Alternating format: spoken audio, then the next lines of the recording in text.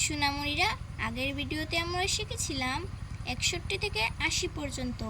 আজকে আমরা শিখব 81 থেকে 100 পর্যন্ত। চলো পড়া শুরু করি।